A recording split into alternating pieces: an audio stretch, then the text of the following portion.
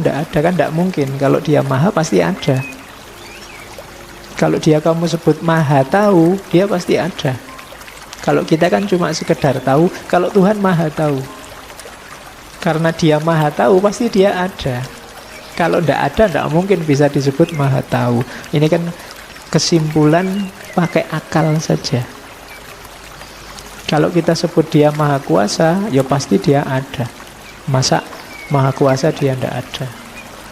Sama kayak kamu ditanya ini loh, kamu nyari pacar yang cirinya gimana? Oh, saya nyari yang cantik, kulitnya putih, rambutnya panjang misalnya kan. Terus kalau saya nggak nyari yang gitu, saya nyari yang ada saja misalnya. Ya, loh, ini jawabannya kayak cerdas, tapi sebenarnya tidak. Ya, kalau tadi sudah ngomong kriteria, ya mestinya sudah ada. Ya ada, itu nggak perlu disebut. Kalau sudah cantik, rambutnya panjang, kulitnya putih, ya mesti aja ada. Harusnya sesuatu yang ada. Kok dadak tanya lagi, yo?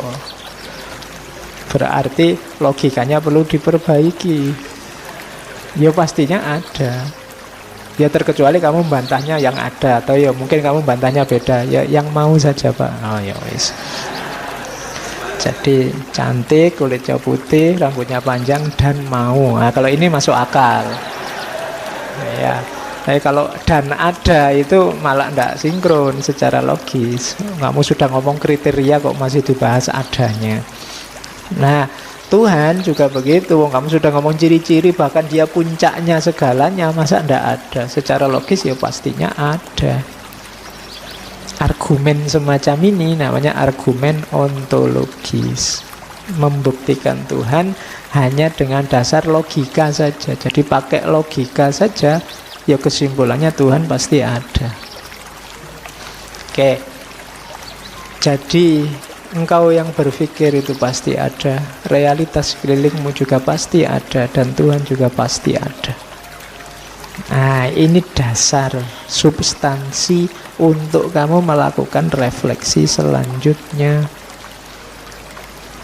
Ayo berpikir selanjutnya. Berarti apa? Sudah mulai ketemu. Kita punya 3 hal yang pasti benar, pasti ada. Oke. Ini cara berpikir filosofis itu begitu. Dirinci sampai paling dasar, kemudian dicari unsurnya satu-satu, diuji benar sampai pasti yakin benar. Ini quotes-nya dari Descartes tentang prinsip hidupnya, motonya. Jadi katanya Descartes, I desire to live in peace and to continue the life I have begun under the motto to live where you must live unseen. Ini motonya, padahal dia orang terkenal, orang masyhur, tapi motonya untuk hidup dengan baik, kamu harus hidup unseen, tidak dikenal. Kalau kamu dikenal orang, susah hidupmu.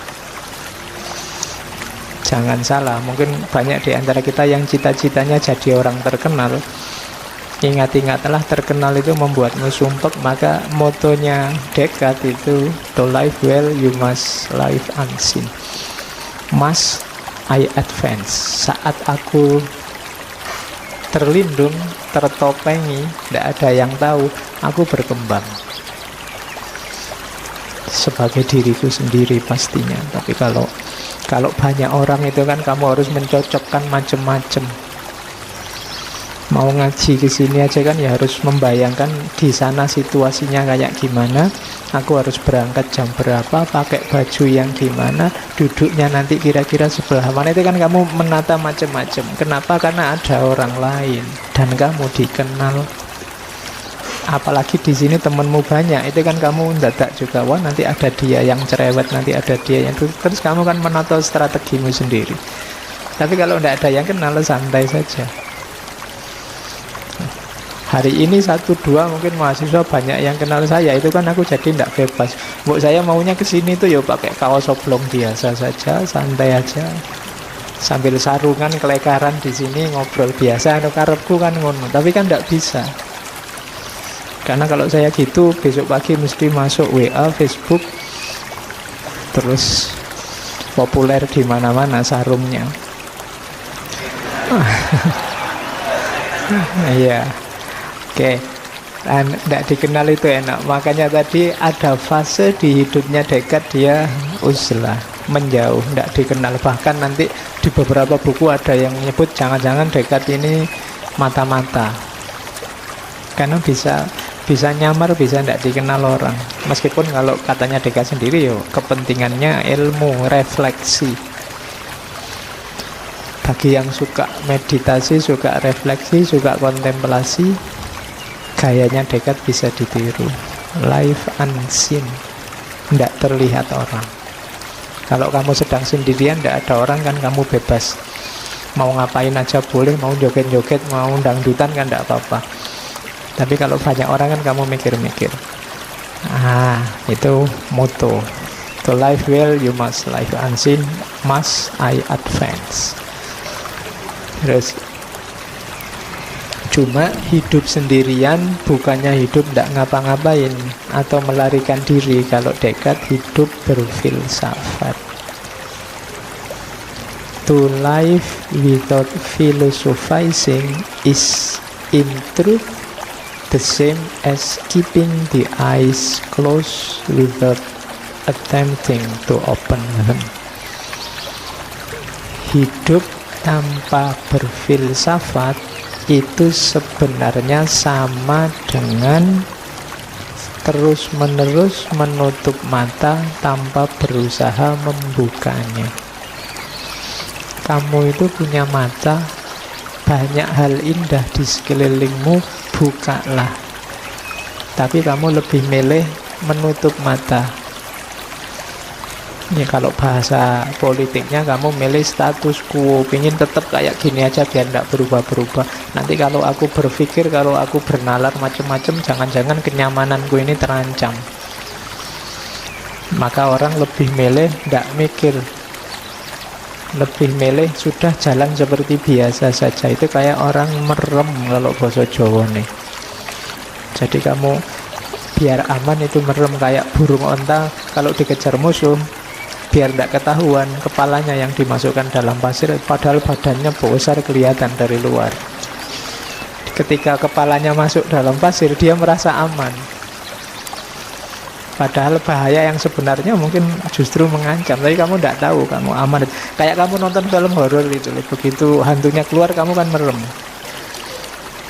Padahal nikmatnya film horor itu kan melihat hantu. Iya, tapi kamu malah merem loh. Kalau gitu ya nonton komedi, jangan nonton horor. Tapi ketika bagian intinya kamu malah merem, kamu malah menutup mata. Maka ya, ayo uzlah, tujuannya apa? Berefleksi tentang hidup. Ayo berfilsafat, kontemplasi. Kenapa? Ya karena sangat banyak hal yang harus difikirkan ulang dalam hidup kita ini. Banyak hal yang kelihatannya baik, tapi kadang-kadang efeknya enggak.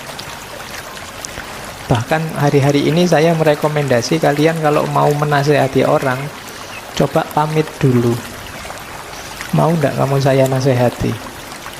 Kamu butuh nasihatku enggak? Itu menurut saya lebih efektif daripada tiba-tiba saja kamu nge-share yang menurutmu baik-baik. Kenapa? Kadang-kadang isinya yang kamu share itu baik, tapi efeknya bisa jelek, efeknya bisa dosa. Misalnya temanmu jadi berdosa karena nganggap kamu alah sok soleh misalnya, alah pamer pengetahuan, alah padahal isinya apik, tapi keluarnya efeknya malah jelek, yang lahir malah dosa. Temenmu malah, emangnya cuma kamu yang ngerti yang baik-baik itu, aku yang ngerti, dia malah jelek. Makanya pamitlah dulu. Kadang-kadang hasilnya kan malah debat gegeran. Tadi baik loh ya, mau ngasih nasihat, keluarnya gegeran. Saya tidak tahu sekarang di mana-mana tiap kali ada postingan komentarnya mesti gegeran. Tentang apa saja, wong yo biasa-biasa, tentang sepak bola saja ya komentari gegeran. Tentang apa saja gegeran. Jangan salah kalau pakai bahasanya Ghazali, apa yang kamu biasakan Itu akan membentuk karaktermu. Meskipun mungkin awalnya iseng. Banyak kan mungkin di antara kalian gelong. Jadi kalau kamu dibilang wajahmu kayak rembulan, itu kalau pakai akal harus tersinggung. Oh, ini melecehkan sekali. Oke. Nah, dari mana bisa tahu kok bahwa bulan itu jeglong-jeglong? Saya sudah belajar, akalmu yang selama ini bisa merangkai apa yang didapat oleh panca indera. Jadi katanya Descartes, enggak, rasio lebih bisa disandari. Kenapa kok bukan realitas di luar rasio panca indera? Realitas panca indera itu dikonstruksi oleh pikiran. Tergantung pikiran. Jadi pikiranmu sedang apa itu kan berpengaruh terhadap pencerapan panca inderamu. Kalau kamu sedang ngantuk ikut ngaji ini, mungkin ya yang kamu serap beda. Yang kamu lihat apa, yang lain lihat apa. Indah tidak indah itu kan urusannya mata, tapi sebenarnya yang kerja akal. Halus atau tidak halus, tangan ini kan cuma merasakan sensasi. Yang menyimpulkan halus atau tidak akal. Jadi katanya Descartes, enggak, rasio lebih kuat. Nanti kita lihat sampai belakang akan kelihatan di mana kuatnya rasio. Oke, sekarang kita mulai berfilsafat. Jadi prinsipnya rasional, meragukan. Sekarang saatnya mengejar kebenaran dengan bekal akal. If you would be a real seeker after truth, it is necessary that at least one in your life you doubt as far as possible all things.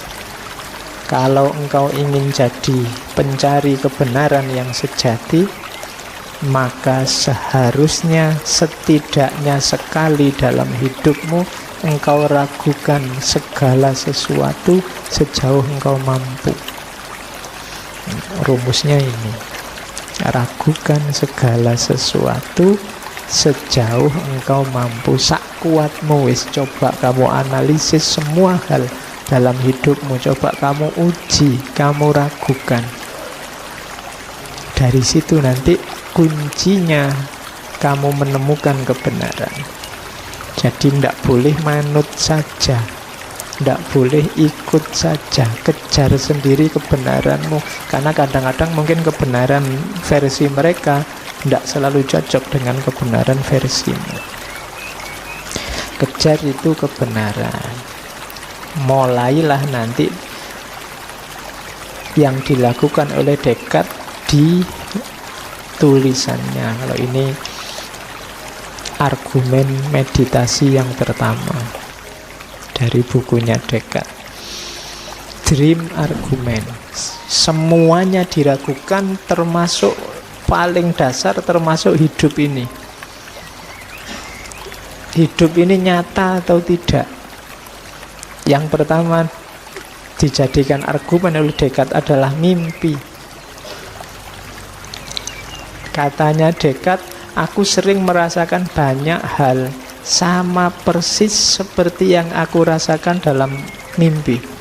Tidak ada tanda pasti untuk membedakan mimpi atau sadar.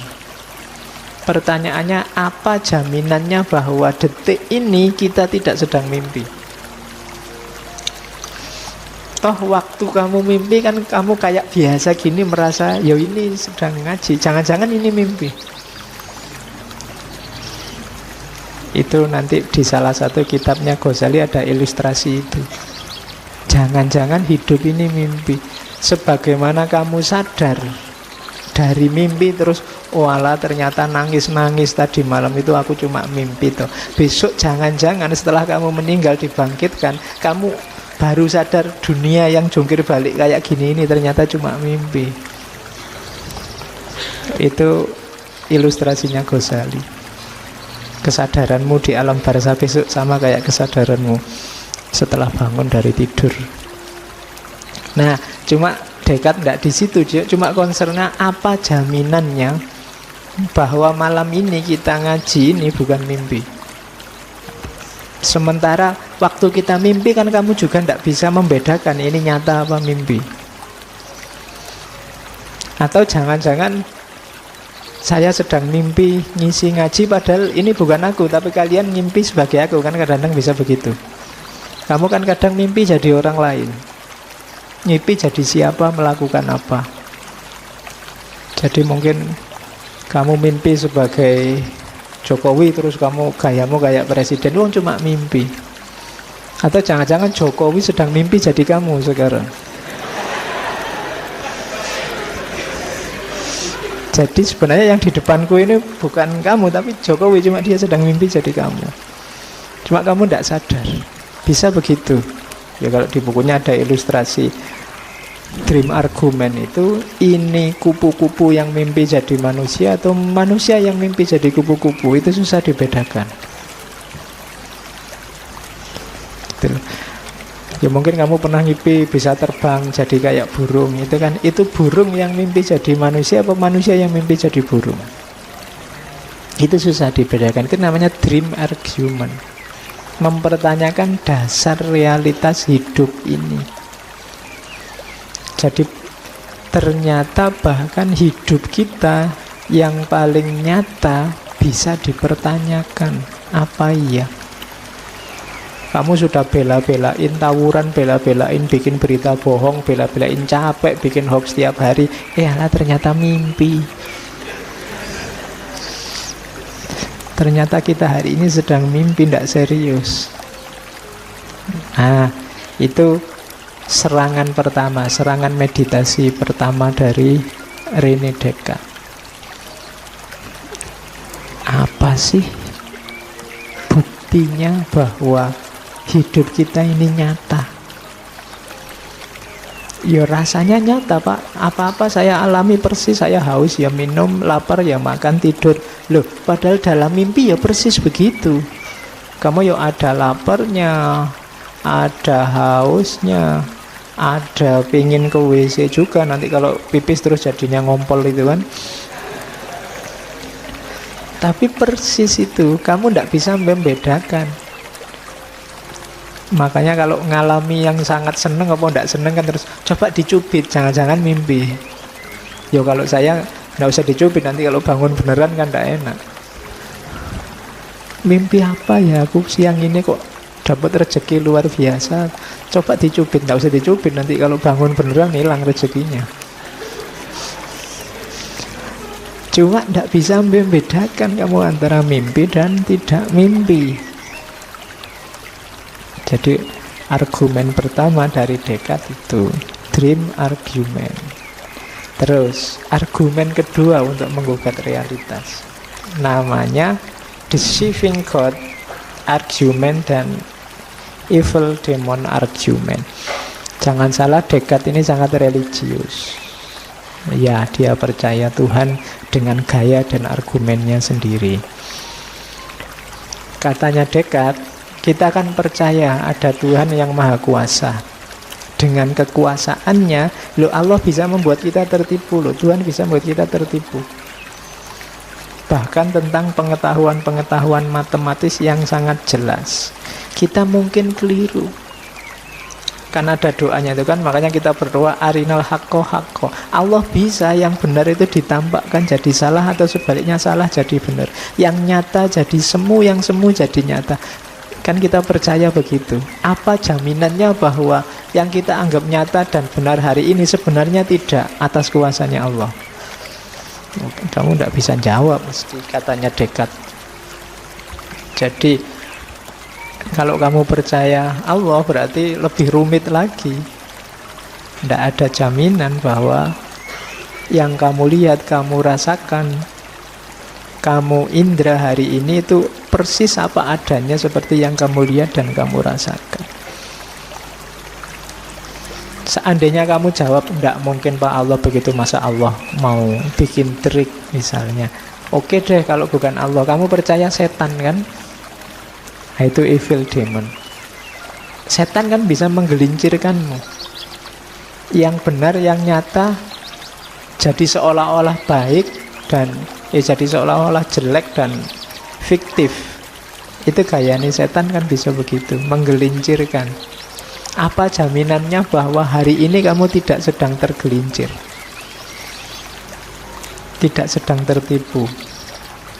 Ya makanya kayak tadi ya, jangan lupa doa arinal haqqo haqqo itu. Tidak ada jaminannya. Jadi yang kamu anggap benar bisa saja salah, yang kamu anggap salah ternyata benar, mungkin saja. Kenapa? Wong Allah bisa membolak-balikkan pandanganmu. Atau kalau tidak, setan aja bisa menggelincirkanmu kok. Loh, kalau orang sedang terbolak-balik hatinya atau tergelincir kan, ya pastinya dia tidak sadar, tetap merasa dirinya benar. Wong yang korupsi, yang narkoba aja bisa merasa dirinya benar kok. Dari mana? Terbolak-baliknya pandangan. Jadi tidak ada jaminan yang kamu anggap nyata pasti benar hari ini, itu pasti benar. Jadi ini refleksi selanjutnya dari seorang Descartes. Ini langsung menyerang dasar kenyataan hidup kita. Makanya saya bilang tadi, hanya orang-orang pemberani yang berani masuk ke ranah ini. Tapi nanti kita lihat penyelesaiannya Descartes. Oke ya.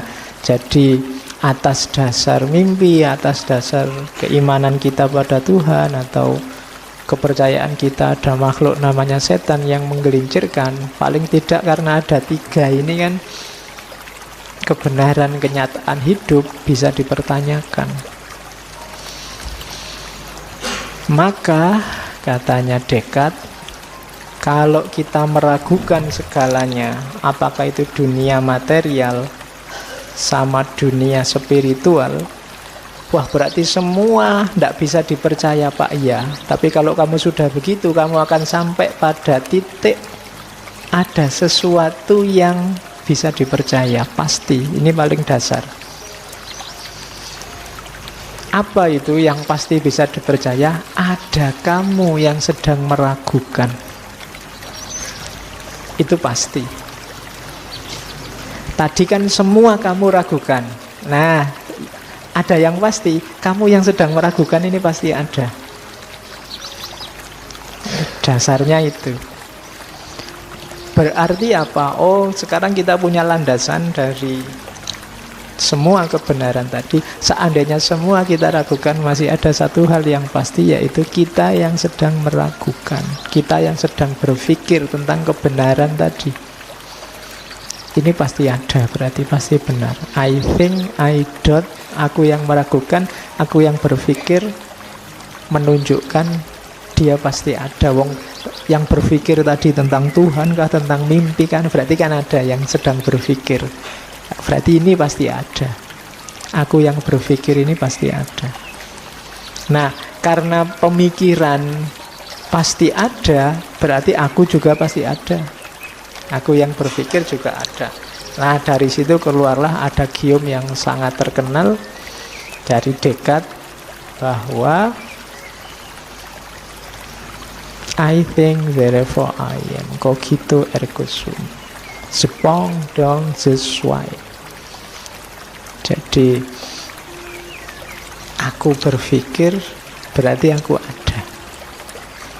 Seandainya semua hal tadi kita ragukan, termasuk kenyataan hidup, masih ada satu yang pasti, yaitu aku yang sedang berpikir.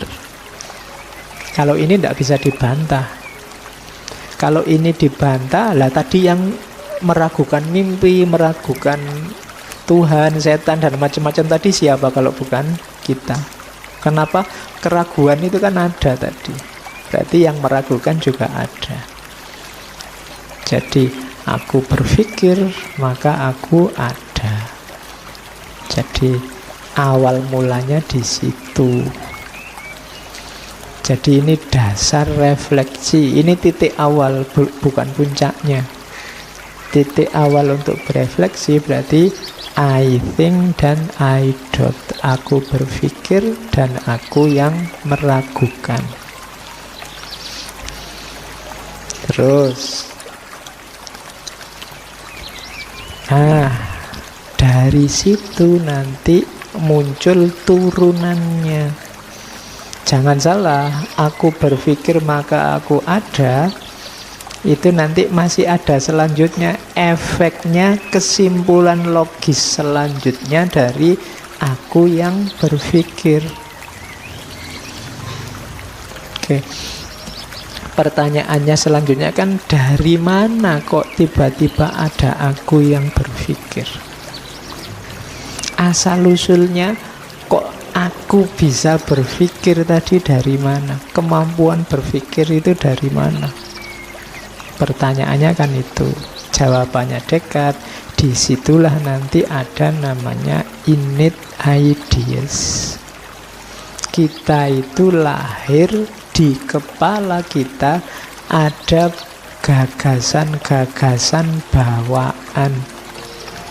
Jadi kita lahir itu ndak blank. Ada kemampuan-kemampuan, ide-ide bawaan, antara lain bahwa kita bisa berpikir. Jadi manusia itu kan pasti dia bisa berpikir, itu bawaan sudah. Tidak harus kuliah filsafat, tidak harus kuliah logika, tidak harus belajar ilmu mantek. Manusia yang waras itu pasti bisa berpikir. Jadi tidak usah takut kamu, Pak, akal saya sehat enggak ya Pak? Enggak, mesti sehat, ojo khawatir. Asal kamu waras, itu fitrah. Innate ideas, bawaan. Ya, meskipun nanti terkontaminasi macam-macam dalam perkembangannya, tapi kamu membawa kualitas bawaan bahwa kamu bisa berpikir. Nah, kebisaan kita berpikir yang itu bawaan ada implikasi selanjutnya. Yang ini juga akhirnya sifatnya innate. Yang kedua adalah keluasan. Yang ketiga adalah Tuhan. Keluasan itu nanti lahirnya adalah dunia materi. Kenapa kok disebut keluasan? Ya, dunia materi itu bisa ditangkap dengan aktivitasmu berpikir, meluas keluar. Berpikir itu kan selalu ada objek yang dipikir. Nah, objek yang dipikir itu ya biasanya dunia materi. Maka keluasan pasti ada. Yang ketiga, Tuhan. Loh, kok ujuk-ujuk nyampe ke Tuhan, Pak? Dengan orang berpikir, kalau di bukunya Descartes itu, orang sadar bahwa selama ini dia belum sempurna. Berpikir, menemukan kebenaran, terus lebih sempurna. Tapi kan besok semakin berkembang pikiranmu, tambah sempurna lagi. Tapi kan masih belum juga sempurna. Wong kita manusia terbatas, tapi kita merasa mentok. Besok nambah ilmu lagi, lebih sempurna lagi, terus gitu. Maka secara logis pasti ada puncaknya kesempurnaan itu. Nah, dari situ ketemulah gagasan tentang Tuhan. Jadi ringkesnya berarti apa? Paling tidak ada 3 kepastian. Aku yang berpikir, keluasan yang difikirkan, dan yang ketiga Tuhan sebagai puncaknya pemikiran dalam tanda petik. Jadi ada, kalau bahasanya, bahasa Latinnya res cogitan, lex extensa, dan God. Jadi ini jenisnya innate ideas. 3 hal ini kalau di Descartes disebut substansi. Jadi ada 3 substansi: berpikir, keluasan, dan Tuhan. Kalau pakai istilah dunia, ada dunia pikiran, mind, ada dunia materi, dan ada dunia wilayah ketuhanan. Ini kalau ada yang tanya. Loh, materi memangnya ada Pak? Ada. Lah yang ditangkap oleh akal itu loh materi. Jadi matahari, laut, batu, apa itu ndak fantasi aja Pak? Bayangan-bayangan ndak, katanya Descartes. Buktinya apa? Yang ketiga ini kemungkinan-kemungkinan. Cari yang paling masuk akal. Jadi identifikasi kemungkinan-kemungkinan, terus biasanya setiap masalah itu ada, katakan variabelnya banyak, selesaikan satu demi satu variabel itu, temukan step by step yang mulai yang paling mudah sampai yang paling sukar. Oh ini yang jelas aku kenal dia, kemudian apakah dia senang apa enggak, itu langkah selanjutnya. Terus WA-nya ini maksudnya apa? Jadi yang paling mudah sampai yang paling sukar diurut, selesaikan satu-satu. Jadi kalau ada masalah, cara menyelesaikannya level. Itu metode yang ditawarkan oleh Descartes. Ini nanti menginspirasi lahirnya metode ilmiah, penelitian-penelitian di dunia modern. Jadi ini basisnya nanti yang kita kenal sebagai metode ilmiah. Jadi ragukan segalanya dulu, jangan kesusu percaya, analisislah, ukur kemungkinan-kemungkinan. Ya kemungkinan-kemungkinan itu kan nanti kalau di penelitian jadi namanya hipotesis.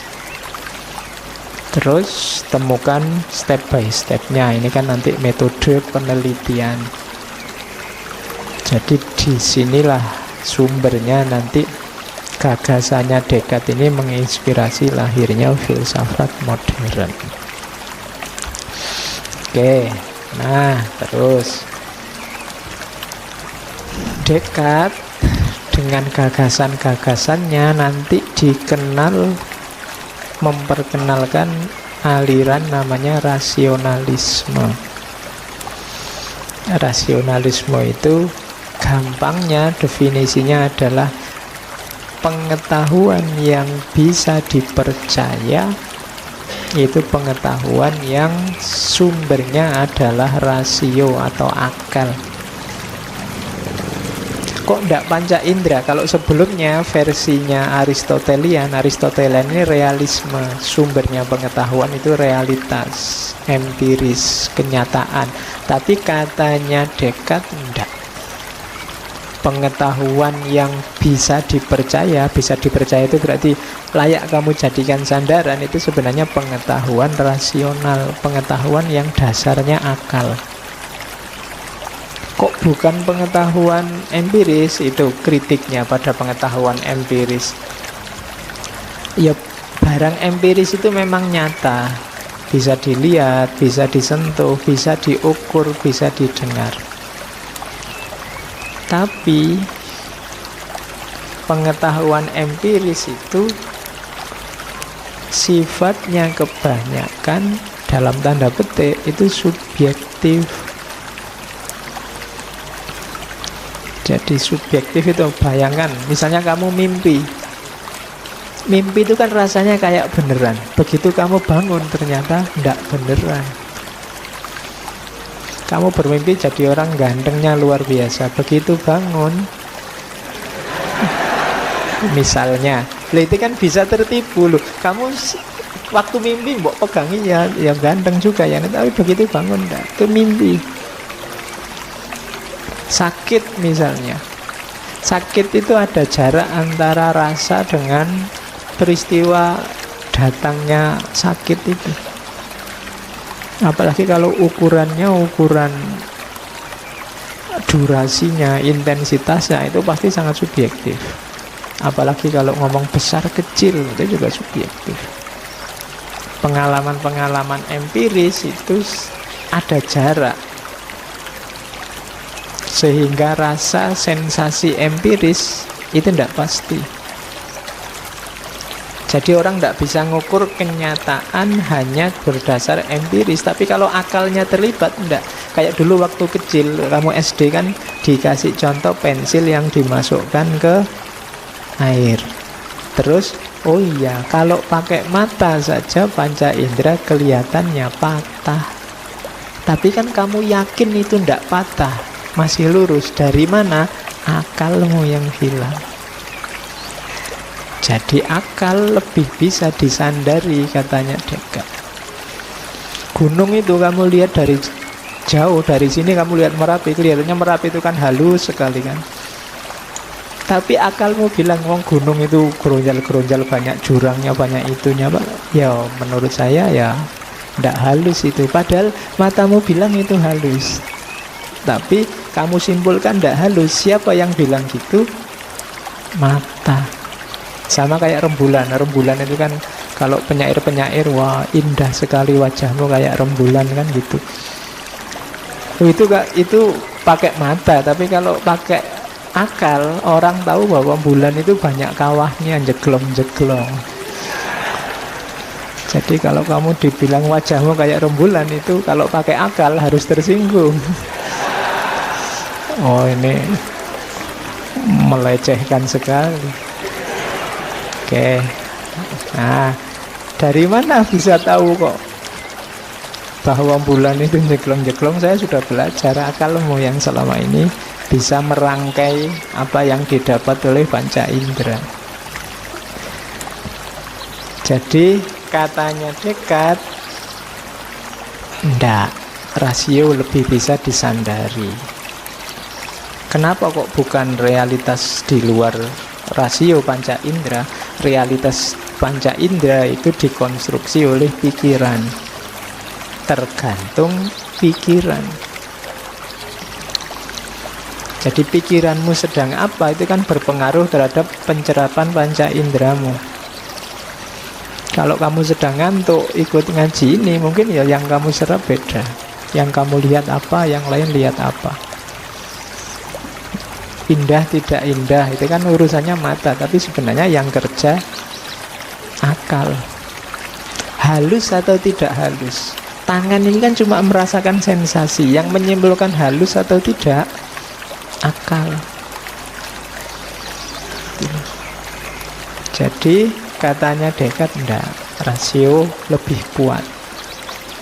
Nanti kita lihat sampai belakang akan kelihatan di mana kuatnya rasio. Oke, sekarang kita mulai berfilsafat. Jadi prinsipnya rasional, meragukan. Sekarang saatnya mengejar kebenaran dengan bekal akal. If you would be a real seeker after truth, it is necessary that at least one in your life you doubt as far as possible all things. Kalau engkau ingin jadi pencari kebenaran yang sejati, maka seharusnya setidaknya sekali dalam hidupmu engkau ragukan segala sesuatu sejauh engkau mampu. Rumusnya ini, ragukan segala sesuatu sejauh engkau mampu. Sak kuatmu wis, coba kamu analisis semua hal dalam hidupmu, coba kamu uji, kamu ragukan. Dari situ nanti kuncinya kamu menemukan kebenaran. Jadi tidak boleh manut saja, tidak boleh ikut saja, kejar sendiri kebenaranmu. Karena kadang-kadang mungkin kebenaran versi mereka tidak selalu cocok dengan kebenaran versimu. Kejar itu kebenaran. Mulailah nanti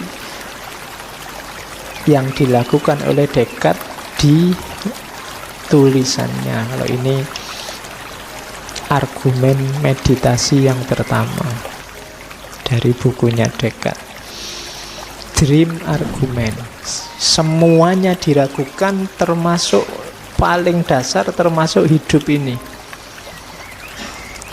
Hidup ini nyata atau tidak? Yang pertama dijadikan argumen oleh Descartes adalah mimpi. Katanya Descartes, aku sering merasakan banyak hal sama persis seperti yang aku rasakan dalam mimpi. Tidak ada tanda pasti untuk membedakan mimpi atau sadar.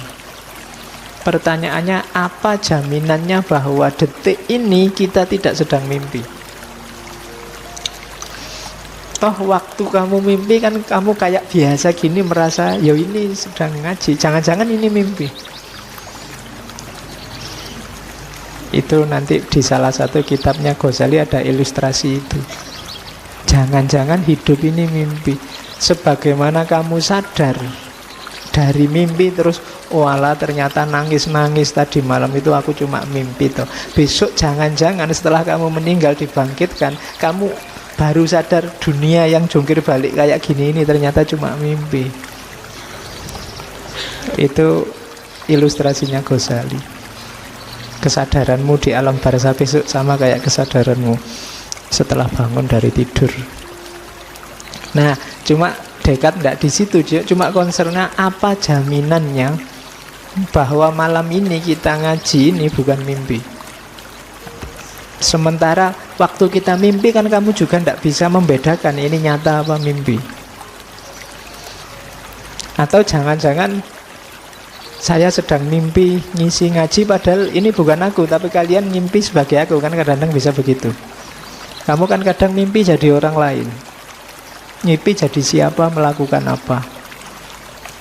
Jadi mungkin kamu mimpi sebagai Jokowi terus kamu gayamu kayak presiden, lu cuma mimpi.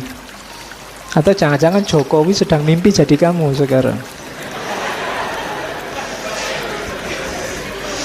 Jadi sebenarnya yang di depanku ini bukan kamu, tapi Jokowi, cuma dia sedang mimpi jadi kamu.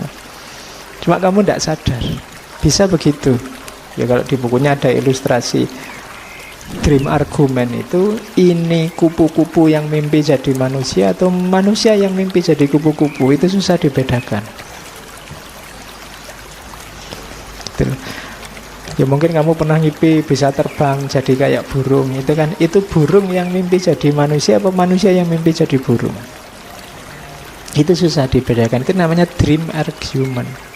Mempertanyakan dasar realitas hidup ini. Jadi ternyata bahkan hidup kita yang paling nyata bisa dipertanyakan. Apa iya? Kamu sudah bela-belain tawuran, bela-belain bikin berita bohong, bela-belain capek bikin hoax tiap hari, alah ternyata mimpi. Ternyata kita hari ini sedang mimpi, tidak serius. Nah, itu serangan pertama, serangan meditasi pertama dari René Descartes.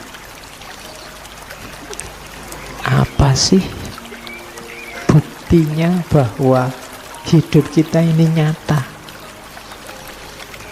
Ya rasanya nyata Pak, apa-apa saya alami persis, saya haus ya minum, lapar ya makan, tidur. Loh, padahal dalam mimpi ya persis begitu.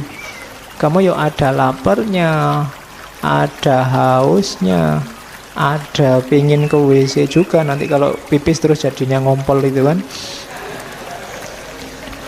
Tapi persis itu, kamu tidak bisa membedakan. Makanya kalau ngalami yang sangat seneng apa tidak seneng kan terus coba dicubit, jangan-jangan mimpi. Yo kalau saya nggak usah dicubit, nanti kalau bangun beneran kan tidak enak. Mimpi apa ya aku siang ini kok dapat rezeki luar biasa? Coba dicubit, nggak usah dicubit, nanti kalau bangun beneran hilang rezekinya. Cuma tidak bisa membedakan kamu antara mimpi dan tidak mimpi. Jadi argumen pertama dari Descartes itu dream argument.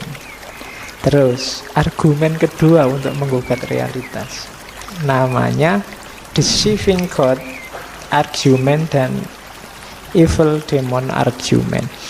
Jangan salah, Descartes ini sangat religius. Ya, dia percaya Tuhan dengan gaya dan argumennya sendiri. Katanya Descartes, kita akan percaya ada Tuhan yang maha kuasa. Dengan kekuasaannya, Allah bisa membuat kita tertipu. Tuhan bisa membuat kita tertipu. Bahkan tentang pengetahuan-pengetahuan matematis yang sangat jelas, kita mungkin keliru. Kan ada doanya itu kan, makanya kita berdoa arinal haqqo haqqo. Allah bisa yang benar itu ditampakkan jadi salah, atau sebaliknya salah jadi benar. Yang nyata jadi semu, yang semu jadi nyata. Kan kita percaya begitu. Apa jaminannya bahwa yang kita anggap nyata dan benar hari ini sebenarnya tidak, atas kuasanya Allah? Kamu tidak bisa jawab mesti, katanya Descartes. Jadi kalau kamu percaya Allah berarti lebih rumit lagi. Tidak ada jaminan bahwa yang kamu lihat, kamu rasakan, kamu indra hari ini itu persis apa adanya seperti yang kamu lihat dan kamu rasakan. Seandainya kamu jawab, tidak mungkin Pak Allah begitu, masa Allah mau bikin trik misalnya. Oke deh kalau bukan Allah, kamu percaya setan kan? Nah, itu evil demon. Setan kan bisa menggelincirkanmu. Yang benar, yang nyata jadi seolah-olah baik dan jadi seolah-olah jelek dan fiktif. Itu gayanya setan kan bisa begitu, menggelincirkan. Apa jaminannya bahwa hari ini kamu tidak sedang tergelincir, tidak sedang tertipu? Ya makanya kayak tadi ya, jangan lupa doa arinal haqqo haqqo itu. Tidak ada jaminannya. Jadi yang kamu anggap benar bisa saja salah, yang kamu anggap salah ternyata benar, mungkin saja. Kenapa? Wong Allah bisa membolak-balikkan pandanganmu. Atau kalau tidak, setan aja bisa menggelincirkanmu kok. Loh, kalau orang sedang terbolak-balik hatinya atau tergelincir kan ya pastinya dia tidak sadar, tetap merasa dirinya benar. Wong yang korupsi, yang narkoba aja bisa merasa dirinya benar kok. Dari mana? Terbolak-baliknya pandangan. Jadi tidak ada jaminan yang kamu anggap nyata pasti benar hari ini itu pasti benar. Jadi ini refleksi selanjutnya dari seorang Descartes. Ini langsung menyerang dasar kenyataan hidup kita. Makanya saya bilang tadi, hanya orang-orang pemberani yang berani masuk ke ranah ini. Tapi nanti kita lihat penyelesaiannya Descartes. Oke ya. Jadi atas dasar mimpi, atas dasar keimanan kita pada Tuhan, atau kepercayaan kita ada makhluk namanya setan yang menggelincirkan, paling tidak karena ada tiga ini kan, kebenaran kenyataan hidup bisa dipertanyakan. Maka katanya Descartes, kalau kita meragukan segalanya, apakah itu dunia material sama dunia spiritual, wah berarti semua tidak bisa dipercaya Pak. Iya, tapi kalau kamu sudah begitu, kamu akan sampai pada titik ada sesuatu yang bisa dipercaya, pasti. Ini paling dasar. Apa itu yang pasti bisa dipercaya? Ada kamu yang sedang meragukan. Itu pasti. Tadi kan semua kamu ragukan. Nah, ada yang pasti, kamu yang sedang meragukan ini pasti ada. Dasarnya itu. Berarti apa? Oh, sekarang kita punya landasan dari semua kebenaran tadi. Seandainya semua kita ragukan, masih ada satu hal yang pasti, yaitu kita yang sedang meragukan, kita yang sedang berpikir tentang kebenaran tadi. Ini pasti ada, berarti pasti benar. I think, I doubt, aku yang meragukan, aku yang berpikir, menunjukkan dia pasti ada. Wong yang berpikir tadi tentang Tuhan kah, tentang mimpi kan, berarti kan ada yang sedang berpikir. Berarti ini pasti ada. Aku yang berpikir ini pasti ada. Nah, karena pemikiran pasti ada, berarti aku juga pasti ada. Aku yang berpikir juga ada. Nah, dari situ keluarlah ada gium yang sangat terkenal dari Descartes, bahwa I think therefore I am, cogito ergo sum, sepong dong sesuai. Jadi aku berpikir berarti aku ada. Seandainya semua hal tadi kita ragukan, termasuk kenyataan hidup, masih ada satu yang pasti, yaitu aku yang sedang berpikir. Kalau ini tidak bisa dibantah. Kalau ini dibantah, lah tadi yang meragukan mimpi, meragukan Tuhan, setan, dan macam-macam tadi siapa kalau bukan kita? Kenapa? Keraguan itu kan ada tadi. Berarti yang meragukan juga ada. Jadi aku berpikir, maka aku ada. Jadi awal mulanya di situ. Jadi ini dasar refleksi. Ini titik awal, bukan puncaknya. Titik awal untuk berefleksi berarti I think dan I doubt. Aku berpikir dan aku yang meragukan. Pernyataan misalnya, coba cek pernyataan ini tentang apa, unsurnya apa saja. Baik itu politik, budaya, sosial, ekonomi, coba cek variabel-variabelnya.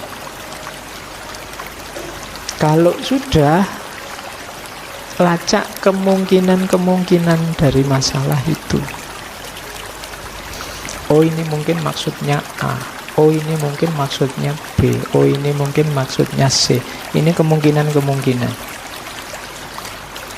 Orang ini tiba-tiba jam 12 malam kok WA terus tanya sudah tidur apa belum. Misalnya, itu kan masalah. Iya. Loh, pertama analisis variabelnya. Ini yang ngirim dia, kenal baru sebulan, rumahnya jauh di sana. Terus itu dianalisis. Terus kemungkinan-kemungkinan. Yang pertama mungkin iseng. Mungkin dia lagi nganggur malam-malam gini. Yang kedua mungkin dia sedang punya kuota bonus yang baru eman-eman kalau nggak dihabiskan. Yang ketiga ini kemungkinan-kemungkinan. Cari yang paling masuk akal.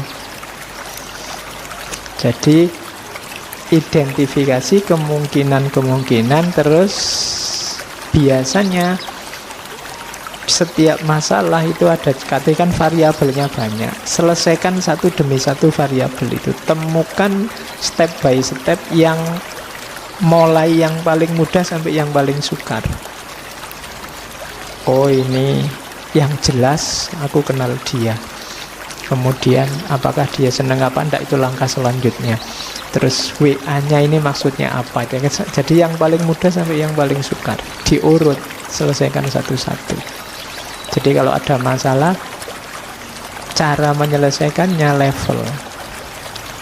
Itu metode yang ditawarkan oleh Descartes. Ini nanti menginspirasi lahirnya metode ilmiah, penelitian-penelitian di dunia modern. Jadi ini basisnya nanti yang kita kenal sebagai metode ilmiah. Jadi ragukan segalanya dulu, jangan kesusu percaya, analisislah, ukur kemungkinan-kemungkinan. Ya kemungkinan-kemungkinan itu kan nanti kalau di penelitian jadi namanya hipotesis. Terus temukan step by stepnya. Ini kan nanti metode penelitian. Jadi disinilah sumbernya nanti gagasannya Descartes ini menginspirasi lahirnya filsafat modern. Oke, nah terus Descartes dengan gagasan-gagasannya nanti dikenal, memperkenalkan aliran namanya rasionalisme. Rasionalisme itu gampangnya definisinya adalah pengetahuan yang bisa dipercaya, itu pengetahuan yang sumbernya adalah rasio atau akal. Kok tidak panca indera? Kalau sebelumnya versinya Aristotelian ini realisme, sumbernya pengetahuan itu realitas, empiris, kenyataan. Tapi katanya Descartes tidak. Pengetahuan yang bisa dipercaya itu berarti layak kamu jadikan sandaran, itu sebenarnya pengetahuan rasional, pengetahuan yang dasarnya akal. Kok bukan pengetahuan empiris? Itu kritiknya pada pengetahuan empiris. Ya, barang empiris itu memang nyata, bisa dilihat, bisa disentuh, bisa diukur, bisa didengar. Tapi pengetahuan empiris itu sifatnya kebanyakan dalam tanda petik itu subjektif. Jadi subjektif itu, bayangkan misalnya kamu mimpi.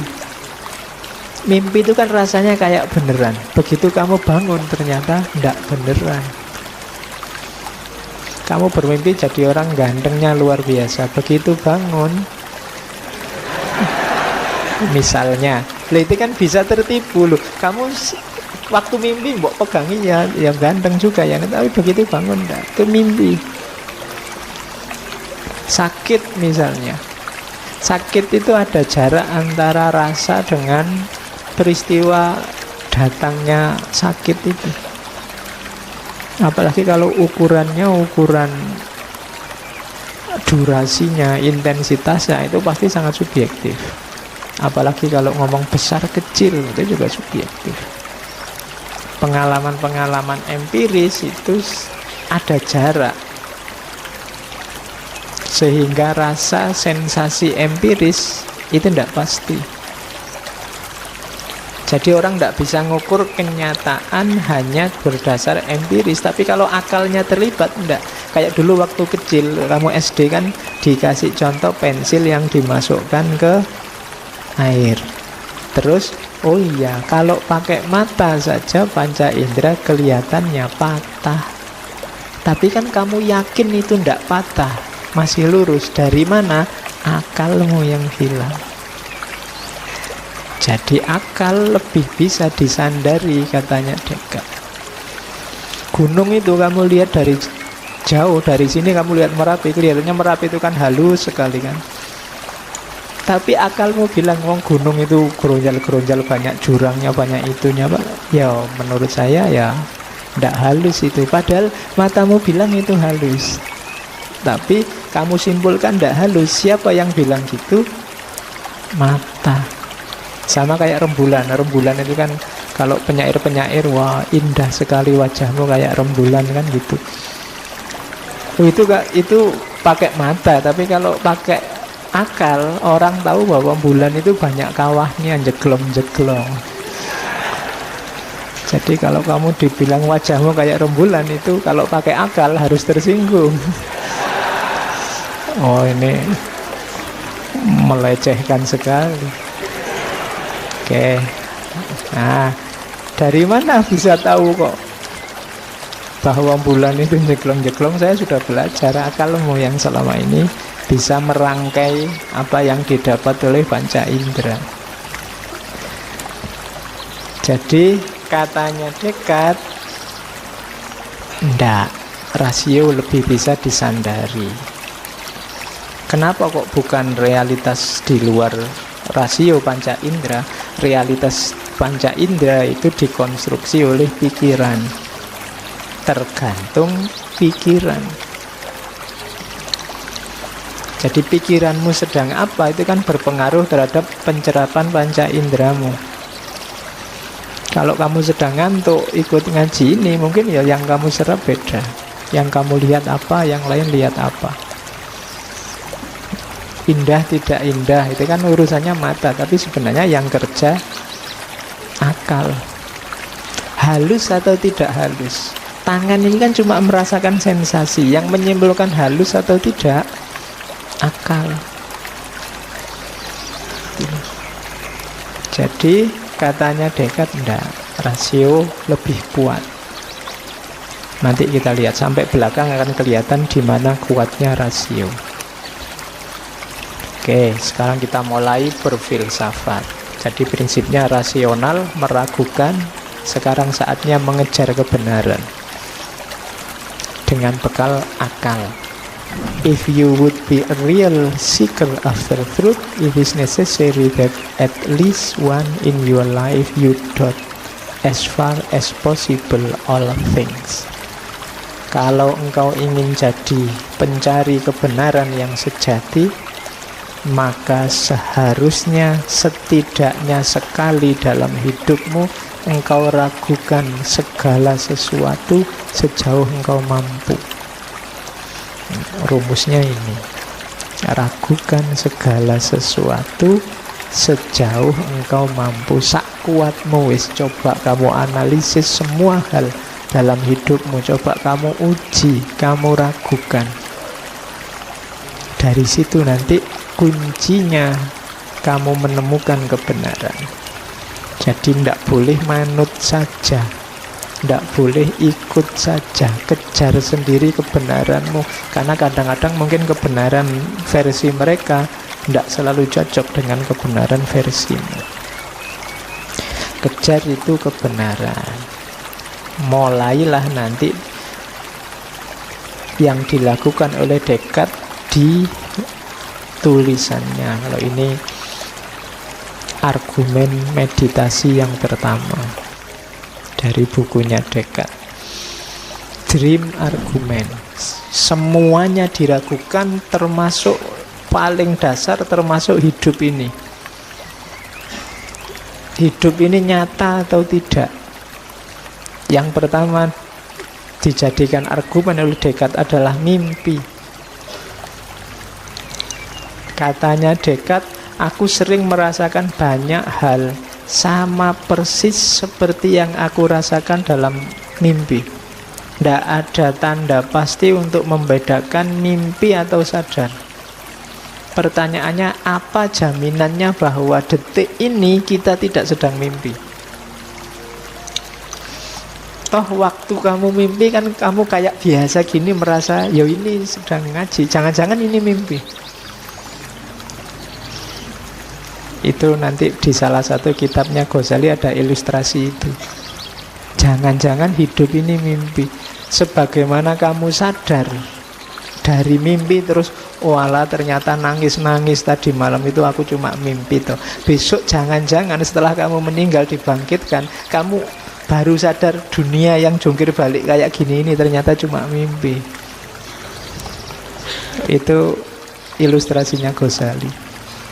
Kesadaranmu di alam barzah besok sama kayak kesadaranmu setelah bangun dari tidur. Nah, cuma Descartes tidak di situ, cuma concernnya apa jaminannya bahwa malam ini kita ngaji ini bukan mimpi. Sementara waktu kita mimpi kan kamu juga tidak bisa membedakan ini nyata apa mimpi. Atau jangan-jangan saya sedang mimpi ngisi ngaji padahal ini bukan aku, tapi kalian mimpi sebagai aku. Kan kadang-kadang bisa begitu. Kamu kan kadang mimpi jadi orang lain, mimpi jadi siapa, melakukan apa. Jadi mungkin kamu mimpi sebagai Jokowi terus kamu gayamu kayak presiden, wong cuma mimpi. Atau jangan-jangan Jokowi sedang mimpi jadi kamu sekarang. Jadi sebenarnya yang di depanku ini bukan kamu, tapi Jokowi, cuma dia sedang mimpi jadi kamu. Cuma kamu tidak sadar. Bisa begitu. Ya kalau di bukunya ada ilustrasi Dream Argument itu, ini kupu-kupu yang mimpi jadi manusia atau manusia yang mimpi jadi kupu-kupu, itu susah dibedakan. Gitu.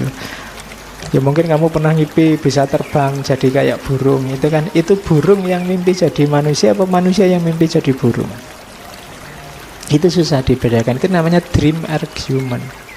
Mempertanyakan dasar realitas hidup ini. Jadi ternyata bahkan hidup kita yang paling nyata bisa dipertanyakan. Apa iya? Kamu sudah bela-belain tawuran, bela-belain bikin berita bohong, bela-belain capek bikin hoax tiap hari, alah ternyata mimpi. Ternyata kita hari ini sedang mimpi, tidak serius. Nah, itu serangan pertama, serangan meditasi pertama dari René Descartes. Apa sih buktinya bahwa hidup kita ini nyata? Ya rasanya nyata Pak, apa-apa saya alami persis, saya haus ya minum, lapar ya makan, tidur. Loh, padahal dalam mimpi ya persis begitu. Kamu ya ada laparnya, ada hausnya, ada pingin ke WC juga. Nanti kalau pipis terus jadinya ngompol itu kan. Tapi persis itu, kamu tidak bisa membedakan. Makanya kalau ngalami yang sangat seneng apa tidak seneng kan terus coba dicubit, jangan-jangan mimpi. Yo kalau saya nggak usah dicubit, nanti kalau bangun beneran kan tidak enak. Mimpi apa ya aku siang ini kok dapat rezeki luar biasa. Coba dicubit, nggak usah dicubit, nanti kalau bangun beneran hilang rezekinya. Cuma tidak bisa membedakan kamu antara mimpi dan tidak mimpi. Jadi argumen pertama dari Descartes itu dream argument.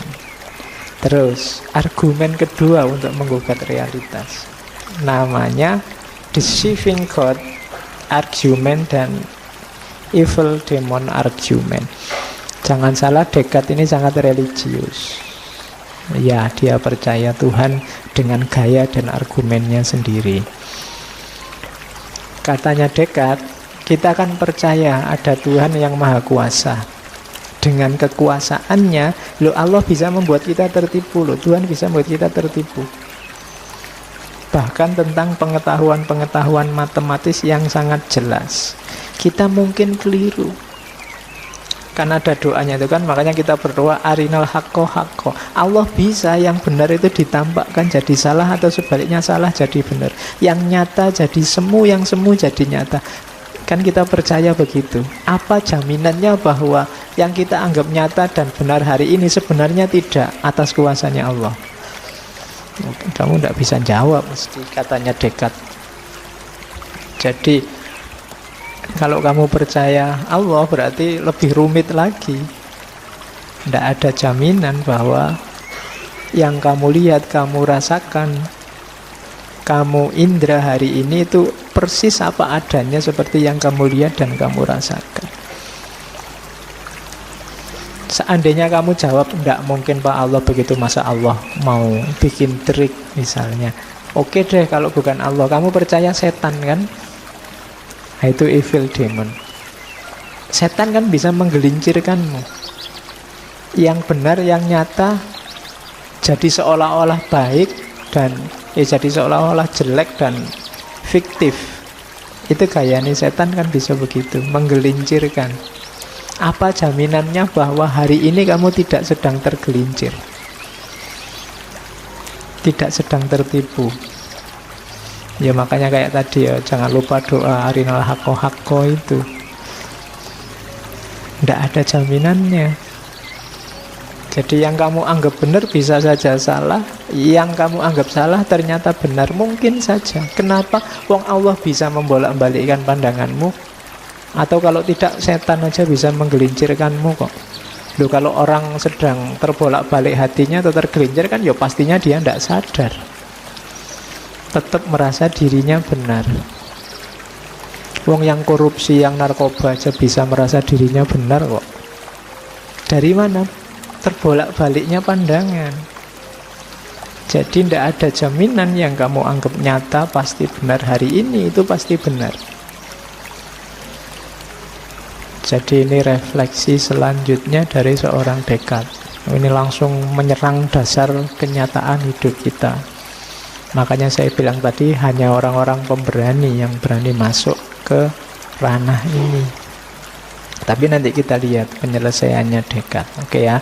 Jadi atas dasar mimpi, atas dasar keimanan kita pada Tuhan, atau kepercayaan kita ada makhluk namanya setan yang menggelincirkan, paling tidak karena ada tiga ini kan, kebenaran kenyataan hidup bisa dipertanyakan. Maka katanya Descartes, kalau kita meragukan segalanya, apakah itu dunia material sama dunia spiritual, wah berarti semua tidak bisa dipercaya Pak. Ya, tapi kalau kamu sudah begitu, kamu akan sampai pada titik ada sesuatu yang bisa dipercaya, pasti. Ini paling dasar. Apa itu yang pasti bisa dipercaya? Ada kamu yang sedang meragukan. Itu pasti. Tadi kan semua kamu ragukan. Nah, ada yang pasti, kamu yang sedang meragukan ini pasti ada. Dasarnya itu. Berarti apa? Oh, sekarang kita punya landasan dari semua kebenaran tadi. Seandainya semua kita ragukan, masih ada satu hal yang pasti, yaitu kita yang sedang meragukan, kita yang sedang berpikir tentang kebenaran tadi. Ini pasti ada, berarti pasti benar. I think, I doubt, aku yang meragukan, aku yang berpikir, menunjukkan dia pasti ada. Wong yang berpikir tadi tentang Tuhan kah, tentang mimpi kan, berarti kan ada yang sedang berpikir. Berarti ini pasti ada. Aku yang berpikir ini pasti ada. Nah, karena pemikiran pasti ada, berarti aku juga pasti ada. Aku yang berpikir juga ada. Nah, dari situ keluarlah ada gium yang sangat terkenal dari Descartes, bahwa I think therefore saja. Biasanya orang menyimpulkan Tuhan ada, itulah lihatlah alam semesta ini, lihatlah keteraturannya, lihatlah kan gitu. Tapi dengan akal saja bisa. Jadi dengan akal itu gini loh, Tuhan itu kan maha, diasumsikan maha bijaksana, maha tahu, maha kuasa, maha, pokoknya maha segalanya. Maha itu kan puncaknya. Nah, sesuatu tidak bisa disebut maha kalau dia tidak ada. Gitu loh. Kalau Tuhan itu kita simpulkan punya banyak sifat maha, berarti dia pasti ada. Kenapa? Wong dia maha kok. Masa maha tidak ada? Dia maha kuasa, tapi Tuhannya tidak ada kan? Tidak mungkin. Kalau dia maha pasti ada. Kalau dia kamu sebut maha tahu, dia pasti ada. Kalau kita kan cuma sekedar tahu, kalau Tuhan maha tahu. Karena dia maha tahu, pasti dia ada. Kalau tidak ada, tidak mungkin bisa disebut maha tahu. Ini kan kesimpulan pakai akal saja. Kalau kita sebut dia maha kuasa, ya pasti dia ada. Masa maha kuasa dia tidak ada?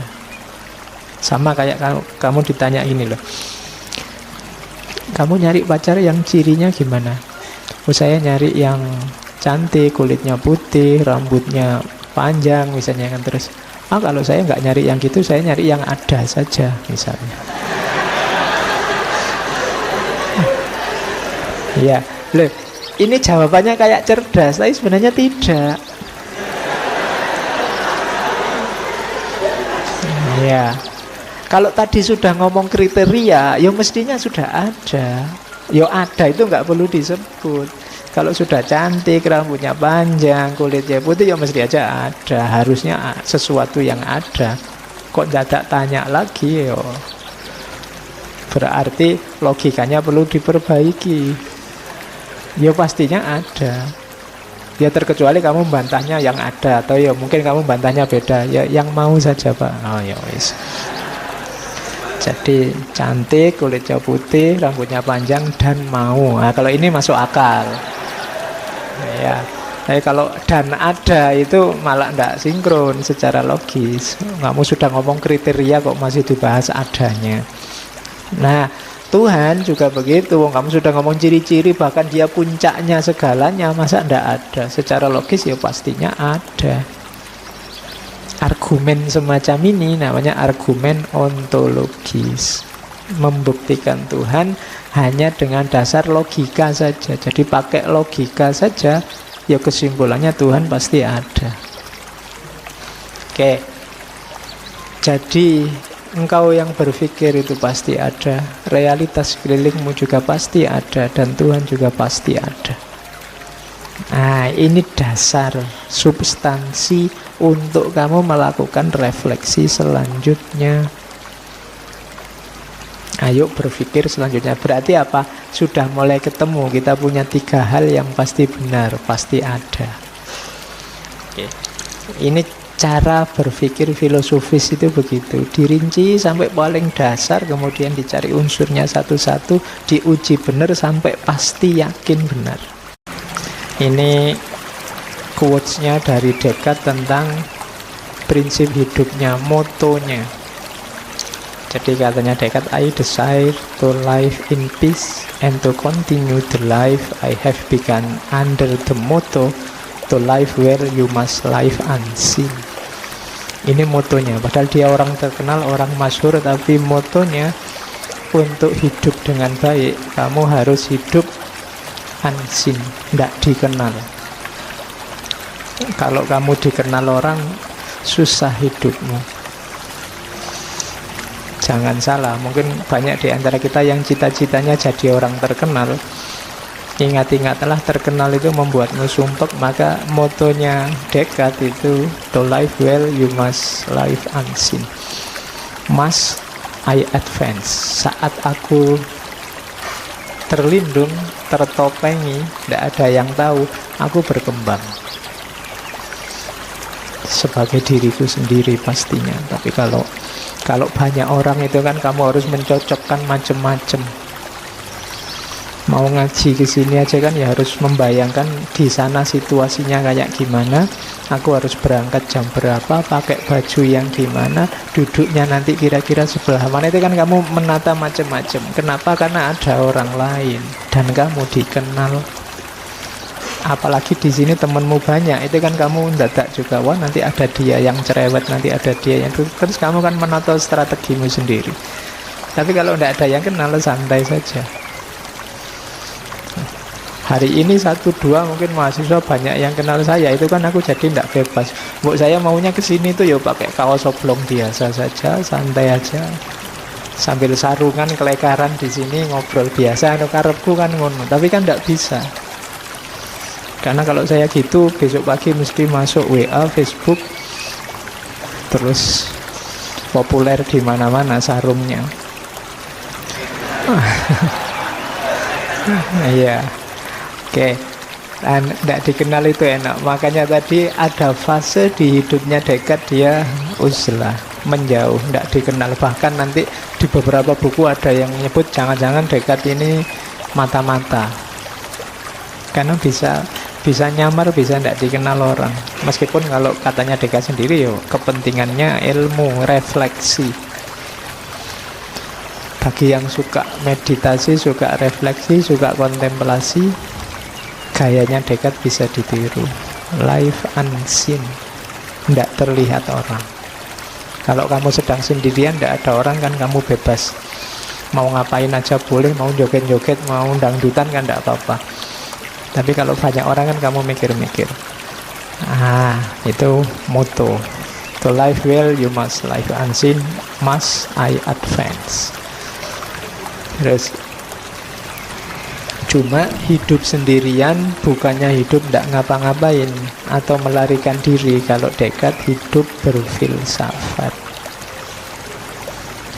To live without philosophizing is in truth the same as keeping the eyes closed without attempting to open them. Hidup tanpa berfilsafat itu sebenarnya sama dengan terus-menerus menutup mata tanpa berusaha membukanya. Kamu itu punya mata, banyak hal indah di sekelilingmu, bukalah. Tapi kamu lebih milih menutup mata. Ya kalau bahasa politiknya kamu milih status quo, pingin tetap kayak gini aja biar tidak berubah-berubah. Nanti kalau aku berpikir, kalau aku bernalar macam-macam, jangan-jangan kenyamananku ini terancam. Maka orang lebih milih tidak mikir, lebih milih sudah jalan seperti biasa saja. Itu kayak orang merem kalau bahasa Jawa nih. Jadi kamu biar aman itu merem, kayak burung onta kalau dikejar musuh, biar tidak ketahuan kepalanya yang dimasukkan dalam pasir, padahal badannya besar kelihatan dari luar. Ketika kepalanya masuk dalam pasir, dia merasa aman. Padahal bahaya yang sebenarnya mungkin justru mengancam, tapi kamu tidak tahu, kamu aman. Kayak kamu nonton film horor itu loh, begitu hantunya keluar kamu kan merem. Loh, padahal nikmatnya film horor itu kan melihat hantu. Iya, tapi kamu malah merem loh. Kalau gitu ya nonton komedi, jangan nonton horor. Tapi ketika bagian intinya kamu malah merem, kamu malah menutup mata. Maka ya, ayo uzlah, tujuannya apa? Berefleksi tentang hidup. Ayo berfilsafat, kontemplasi. Kenapa? Ya karena sangat banyak hal yang harus difikirkan ulang dalam hidup kita ini. Banyak hal yang kelihatannya baik, tapi kadang-kadang efeknya enggak. Bahkan hari-hari ini saya merekomendasi kalian kalau mau menasehati orang, coba pamit dulu. Mau enggak kamu saya nasihati? Kamu butuh nasihatku enggak? Itu menurut saya lebih efektif daripada tiba-tiba saja kamu nge-share yang menurutmu baik-baik. Kenapa? Kadang-kadang loh, isinya yang kamu share itu baik, tapi efeknya bisa jelek. Efeknya bisa dosa. Misalnya temanmu jadi berdosa karena nganggap kamu alah sok soleh misalnya. Alah pamer pengetahuan.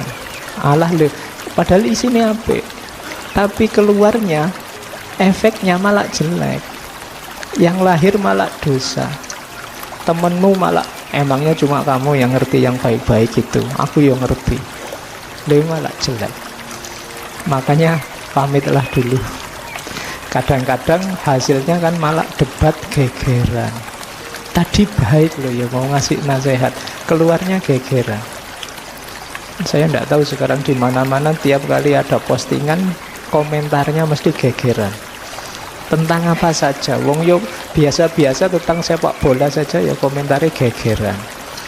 Tentang apa saja gegeran. Jangan salah kalau pakai bahasanya Ghazali, apa yang kamu biasakan itu akan membentuk karaktermu. Meskipun mungkin awalnya iseng. Banyak kan mungkin di antara kalian ngomentari apa, mancing isu aja biar rame kan gitu kadang-kadang. Tapi jangan salah, kalau terus-terusan begitu akan jadi watakmu, watak polemik, watak gegeran. Kalau itu jadi watak, kalau teori psikologi lama itu kan lama-lama terinternalisasi, dia berpengaruh pada struktur bahkan ke DNA-mu. Kalau DNA-mu polemik, besok kamu mewariskan itu pada anak turunmu. Jadi anak turunmu ya senengannya gegeran. Dipancing sidik ngamuk, kenapa? Warisannya bapak. Kalau ada rame-rame seneng, kalau sepi sumpek, rame gegeran. Maka hati-hati ya, jangan dibiasakan yang menurutmu tidak baik, tidak penting, tidak ada gunanya. Jangan dihabitkan, jangan dijadikan kebiasaan, karena itu terinternalisasi dalam dirimu. Lo yang kayak gini-gini itu namanya philosophizing, berefleksi tentang hidup. Ternyata tidak semua yang kelihatannya baik itu efeknya, pengaruhnya juga baik. Oke, itu contohnya. Makanya to life without philosophizing is in truth the same as keeping the eyes closed. Jangan merem.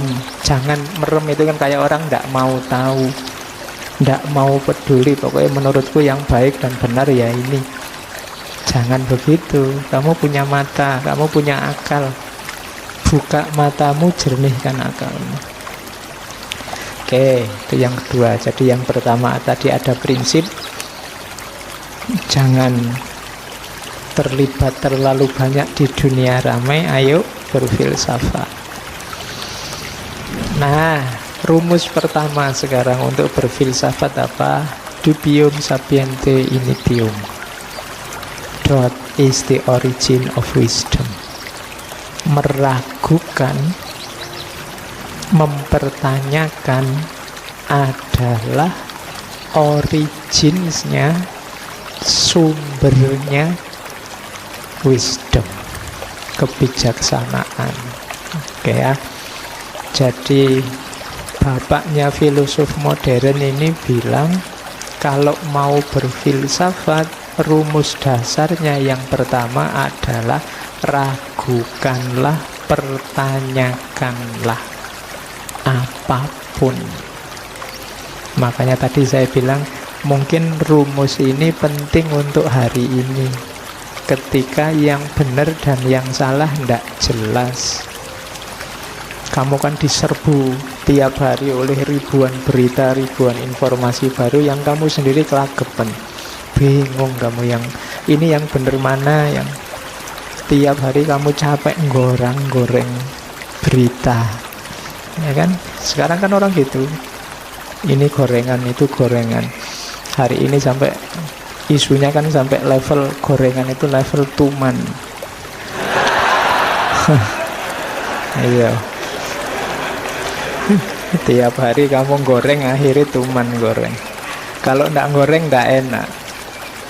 Dan gorengnya kan tipikal, kalau dari grup sana digoreng biar kelihatan jelek terus, kalau yang dari grup sini dikelola biar kelihatan baik terus. Maka sekarang apapun yang mampir di pikiranmu, yang terlihat oleh matamu, terdengar oleh telingamu, ragukanlah kebenarannya. Jadi malak bukan yang baik terimalah, yang hoax bantahlah. Kalau di Descartes sebentar, iya kalau jelas bedanya hoax dan enggak. Kalau kayak hari ini enggak jelas mana hoax mana tidak, maka rumus paling jitu adalah ragukan semuanya, ujilah semuanya. Jadi ini rumus pertama dari Descartes. Doubt is the origin of wisdom. Nah, ilustrasinya begini nanti dari bukunya Descartes itu. Inilah yang disebut method of doubt, nyawa teorinya Descartes. Saya bacakan ceritanya Descartes, kenapa kok harus begitu. Bayangkan, katanya Descartes, ada orang yang membawa satu keranjang penuh apel. Terus dia takut beberapa apel di keranjang itu busuk, sehingga dia ingin membuang yang busuk itu agar tidak menyebar ke apel yang lain. Katanya Descartes, apa yang akan dia lakukan? Bukankah dia akan mengeluarkan semua isi keranjang? Kalau kamu bawa apel sak keranjang dan bagimu ada beberapa apel yang busuk, cara untuk mengambil apel yang busuk gimana? Mencari yang busuk gimana? Bukankah semua isi keranjang kamu tumpahkan, terus kamu cari yang busuk? Selanjutnya, bukankah ia akan mengamati setiap apelnya, lalu mengembalikan ke dalam keranjang apel yang masih bagus dan meninggalkan apel yang busuk? Dengan cara yang sama, katanya Descartes, mereka yang belum pernah berfilsafat secara serius, memiliki beragam pandangan dalam pikirannya yang ia masukkan sejak kanak-kanak, dan pasti ia juga percaya dan menganggap beberapa pandangannya ada yang keliru. Kita kan sejak kecil dijejali mungkin jutaan informasi, kamu punya banyak sekali pendapat. Kalau saya tanya, yang ada di kepalamu itu bagus semua, benar semua, baik semua, atau ada yang jelek, ada yang tidak benar? Pasti kamu akan jawab, yo ada pak, 1-2 yang jelek, 1-2 yang tidak benar. Berarti apa? Yo kayak apel dalam keranjang tadi. Kalau kamu berusaha memisahkan pandangan yang salah agar tidak mengacaukan pikirannya orang lain, cara terbaik yang dapat ia lakukan adalah menolak semua yang ia anggap benar sebagai belum pasti atau salah, lalu ia telaah satu-satu dan akhirnya mengambil semua yang terbukti benar dan tidak diragukan lagi. Berarti caranya apa? Kayak apel tadi, ditumpahkan semua, dipilih mana yang busuk, mana yang baik. Pikiranmu juga begitu, karena menurutmu ada beberapa yang salah, keliru, katanya Descartes. Ya sudah, tumpahkan semua sekarang. Ya tumpahkan itu bukan berarti dibuang. Pikiran bukan materi yang bisa dibuang, tapi berarti apa? Uji semua. Kenapa? Karena kayak apel busuk itu kan nular. Pikiran yang baik jejer pikiran yang jelek, itu kemungkinan besar yang tertulari yang baik jadi jelek. Isi pikiranmu bagus-bagus tapi ada satu dua yang rusak. Itu yang rusak ini biasanya yang mempengaruhi yang bagus. Maka sortirlah, biar yang ada di kepala kita ini yang mantep-mantep saja, yang pasti-pasti benar saja. Dari situlah metode ini namanya method of doubt, metode meragukan. Oke, cuma untuk bisa begini butuh pemberani. Tidak sembarangan orang berani semacam ini, karena orang biasanya sudah terikat oleh kebenaran yang dia anggap pasti dalam hidupnya. Itu yang menurut saya sering jadi problem hari ini. Orang tidak berani menguji kebenarannya. Loh, yang diuji itu bukan yang salah, yang benar itu juga harus diuji. Makanya katanya Socrates, hidup yang tidak diuji itu hidup yang tidak ada artinya. An unexamined life is not worth living. Hidupmu tidak ada harganya kalau tidak diuji. Ketika kebenaran hidupmu tidak kamu uji, itu artinya kamu tidak paham tentang terhadap kebenaran itu. Setelah diuji, kamu kan tahu, oh ini memang benar. Ketika belum kamu coba, nanti kalau bangun beneran kan tidak enak. Mimpi apa ya aku siang ini kok dapat rezeki luar biasa. Coba dicubit, tidak usah dicubit, nanti kalau bangun beneran hilang rezekinya. Cuma tidak bisa membedakan kamu antara mimpi dan tidak mimpi. Jadi argumen pertama dari Descartes itu dream argument. Terus argumen kedua untuk menggugat realitas, namanya deceiving God argument dan evil demon argument. Jangan salah, Descartes ini sangat religius. Ya, dia percaya Tuhan dengan gaya dan argumennya sendiri. Katanya Descartes, kita akan percaya ada Tuhan yang maha kuasa.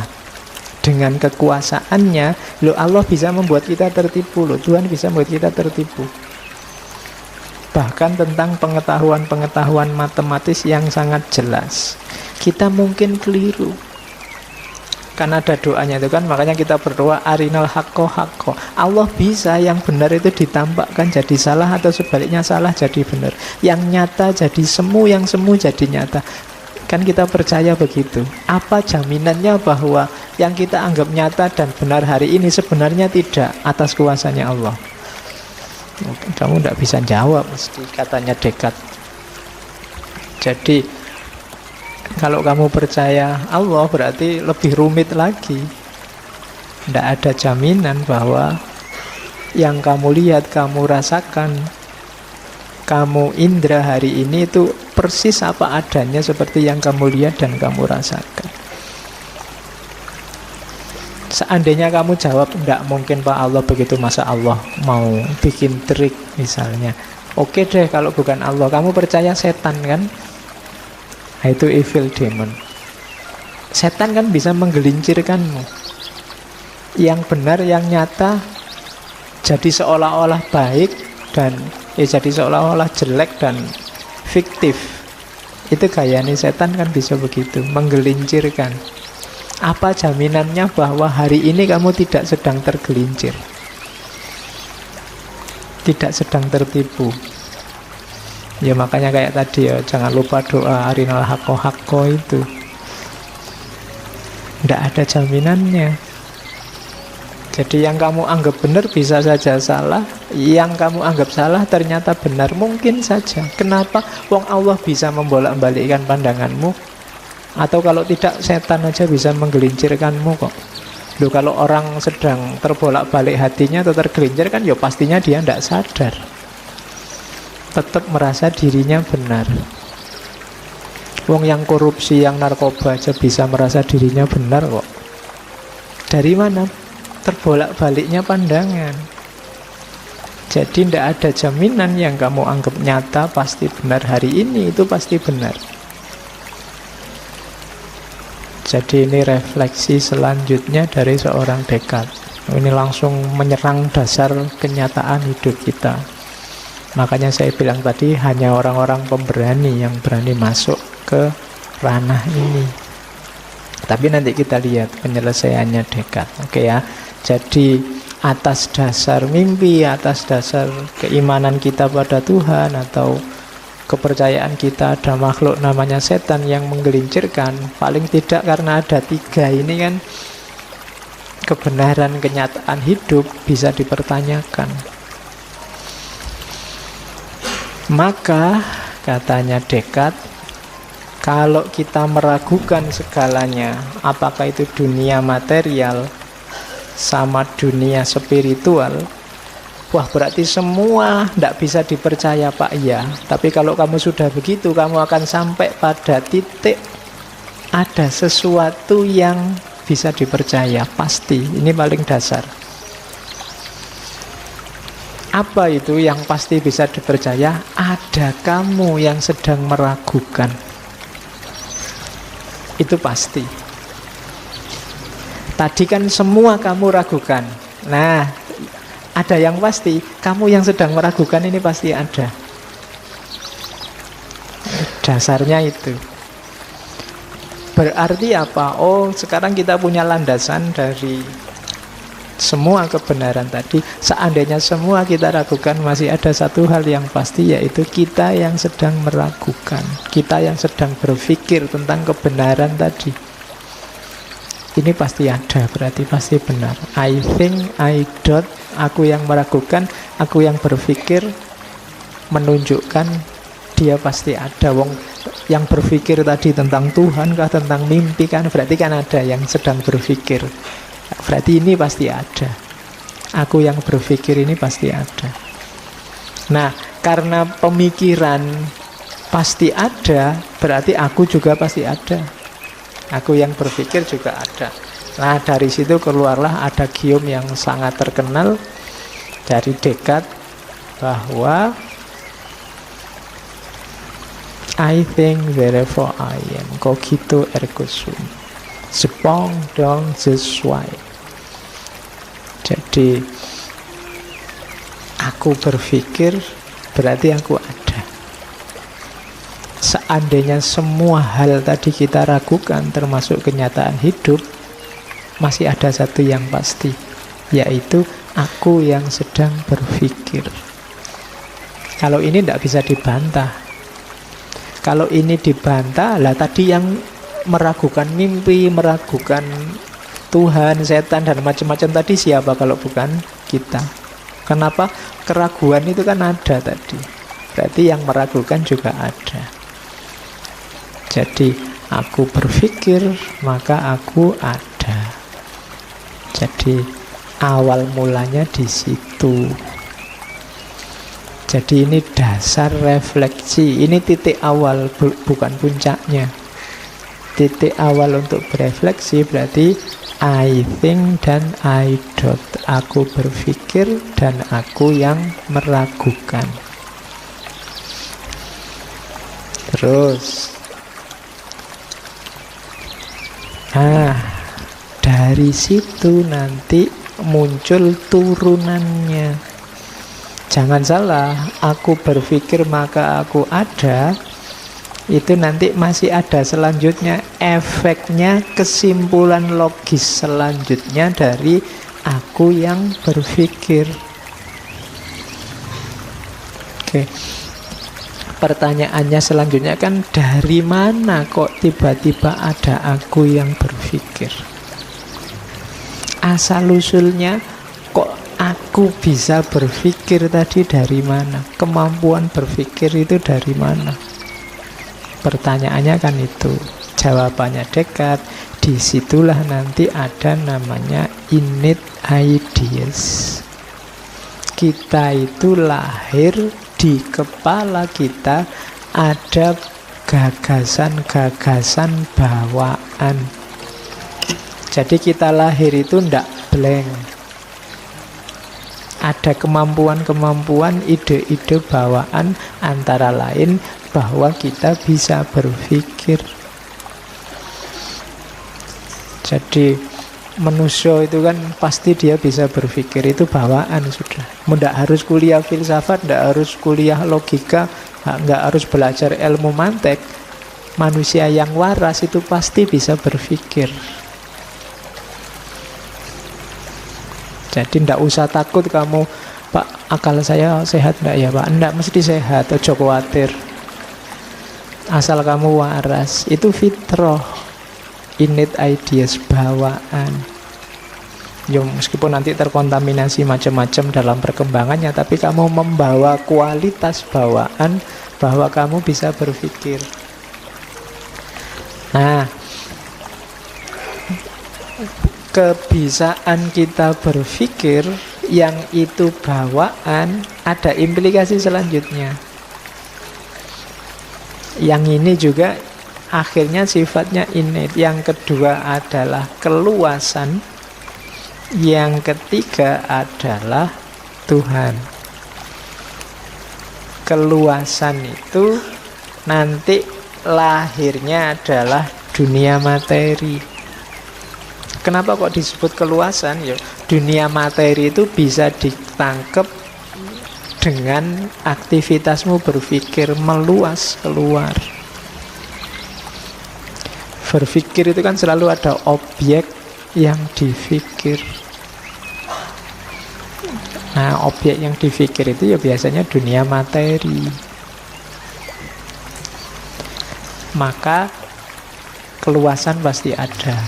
Yang ketiga, Tuhan. Loh kok ujuk-ujuk nyampe ke Tuhan, Pak? Dengan orang berpikir, kalau di bukunya Descartes itu, orang sadar bahwa selama ini dia belum sempurna. Berpikir menemukan kebenaran terus lebih sempurna. Tapi kan besok semakin berkembang pikiranmu, tambah sempurna lagi.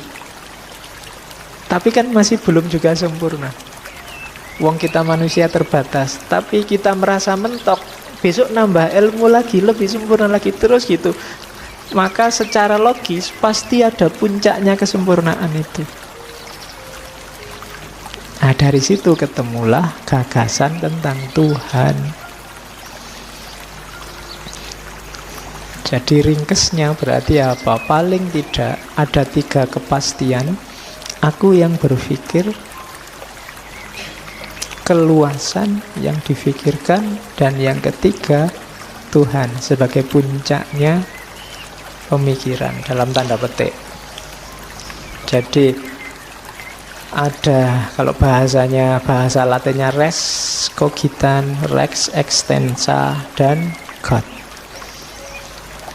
Jadi ini jenisnya innate ideas.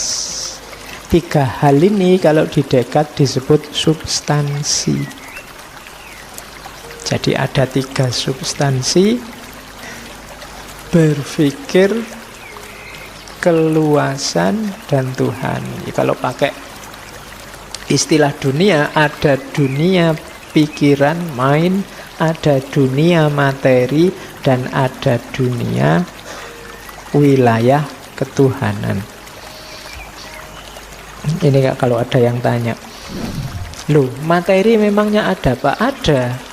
Lah yang ditangkap oleh akal itu loh materi. Jadi matahari, laut, batu, apa itu ndak fantasi aja Pak? Bayangan-bayangan ndak, katanya Descartes. Buktinya apa? Secara kuantitas bisa diukur. Bisa kamu rasakan panjangnya, lebarnya, luasnya. Setiap orang kalau ngukur kan sama, berarti dia memang ada. Akal bisa menangkap dengan jelas. Meja ini tingginya sekitar 1/2 meter misalnya. Itu kan saya yang ngukuri 1/2 meter, kamu juga 1/2 meter, berarti memang dia ada. Kalau imajinasi kan mungkin yang ada di kepalaku sama kepalamu beda. Wah, meja ini eksotis sekali Pak, wujudnya kayak lain, itu kan kamu bisa ngarang. Tapi enggak, kalau saya ngomong kuantitas itu sama kita. Meja ini ditutup oleh taplak warnanya hijau, itu kan sama. Kecuali yang buta warna nanti dianggap biru. Kan ada yang kebolak-balik biru sama hijau. Oke, itu ngawatiri kalau pemilu maunya maunya nyoblos warna hijau, kenaknya warna biru nanti. Oke, secara kuantitas itu kita sama. Berarti ada. Kuantitas itu kan bisa diukur, besarnya, luasnya, warnanya. Oh, berarti realitas itu tidak diragukan lagi, mantep ada. Dari mana kesimpulan itu? Ya pikiran yang menyimpulkan. Kuncinya tadi kan semua di pikiran, makanya disebut rasionalisme. Berarti aku berpikir itu pasti, realitas juga pasti. Nah, jadi argumennya ini, argumen kuantitas. Kalau realitas, ada lagi satu lagi yang pasti, Tuhan. Jadi Tuhan juga pasti. Kayak tadi loh, di kepala kita disimpulkan pasti ada yang maha sempurna. Kenapa? Yo kita tadi kan tidak sempurna jadi sempurna, tidak sempurna jadi sempurna, pasti ada puncaknya, tidak mungkin tidak ada batasnya. Nah, cuma katanya Descartes, gagasan bahwa ada yang sempurna itu pasti tidak dari manusia sendiri. Kenapa? Karena manusia itu tidak sempurna. Pasti adanya dari Tuhan. Jadi Tuhan itu pasti ada. Argumennya namanya argumen ontologi. Ini balik ke ngaji yang dulu ya. Argumen ontologi itu menyimpulkan Tuhan pasti ada dengan akal saja. Biasanya orang menyimpulkan Tuhan ada itulah, lihatlah alam semesta ini, lihatlah keteraturannya, lihatlah kan gitu. Tapi dengan akal saja bisa. Jadi dengan akal itu gini loh,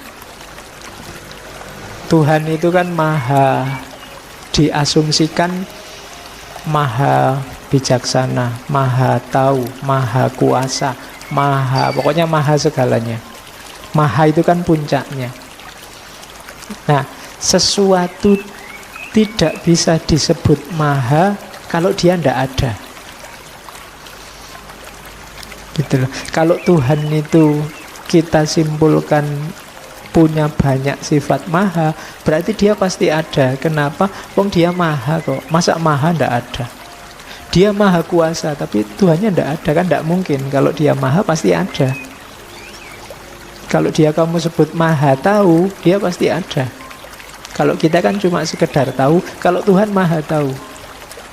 Karena dia maha tahu, pasti dia ada. Kalau ndak ada, ndak mungkin bisa disebut maha tahu. Ini kan kesimpulan pakai akal saja. Kalau kita sebut dia maha kuasa, ya pasti dia ada. Masa maha kuasa dia tidak ada? Sama kayak kamu ditanya ini loh, kamu nyari pacar yang cirinya gimana? Oh, saya nyari yang cantik, kulitnya putih, rambutnya panjang misalnya kan. Terus kalau saya nggak nyari yang gitu, saya nyari yang ada saja misalnya. Ya, loh, ini jawabannya kayak cerdas, tapi sebenarnya tidak. Ya, kalau tadi sudah ngomong kriteria, ya mestinya sudah ada. Ya ada itu nggak perlu disebut. Kalau sudah cantik, rambutnya panjang, kulitnya putih, ya mesti aja ada. Harusnya sesuatu yang ada. Kok dadak tanya lagi, yo? Berarti logikanya perlu diperbaiki. Ya pastinya ada. Ya terkecuali kamu bantahnya yang ada, atau ya mungkin kamu bantahnya beda. Ya yang mau saja Pak. Oh ya wis. Jadi cantik, kulitnya putih, rambutnya panjang dan mau. Nah, kalau ini masuk akal. Ya. Tapi kalau dan ada itu malah tidak sinkron secara logis. Kamu sudah ngomong kriteria kok masih dibahas adanya. Nah, Tuhan juga begitu. Kamu sudah ngomong ciri-ciri, bahkan dia puncaknya segalanya, masa ndak ada? Secara logis ya pastinya ada. argumen semacam ini namanya argumen ontologis. Membuktikan Tuhan hanya dengan dasar logika saja. Jadi pakai logika saja, ya kesimpulannya Tuhan pasti ada. Oke. Jadi engkau yang berpikir itu pasti ada, realitas sekelilingmu juga pasti ada, dan Tuhan juga pasti ada. Nah, ini dasar substansi untuk kamu melakukan refleksi selanjutnya. Ayo berpikir selanjutnya. Berarti apa? Sudah mulai ketemu. Kita punya 3 hal yang pasti benar, pasti ada. Oke. Ini cara berpikir filosofis itu begitu. Dirinci sampai paling dasar, kemudian dicari unsurnya satu-satu, diuji benar sampai pasti yakin benar. Ini quotes-nya dari Descartes tentang prinsip hidupnya, motonya. Jadi katanya Descartes, I desire to live in peace and to continue the life I have begun under the motto to live where you must live unseen. Ini motonya, padahal dia orang terkenal, orang masyhur, tapi motonya untuk hidup dengan baik, kamu harus hidup unseen, tidak dikenal. Kalau kamu dikenal orang, susah hidupmu. Jangan salah, mungkin banyak di antara kita yang cita-citanya jadi orang terkenal. Ingat-ingatlah, terkenal itu membuatmu sumpek. Maka motonya Descartes itu, to live well you must live unseen. Must I advance. Saat aku terlindung, tertopengi, tidak ada yang tahu, aku berkembang sebagai diriku sendiri pastinya. Tapi kalau banyak orang itu kan kamu harus mencocokkan macam-macam. Mau ngaji ke sini aja kan ya harus membayangkan di sana situasinya kayak gimana. Aku harus berangkat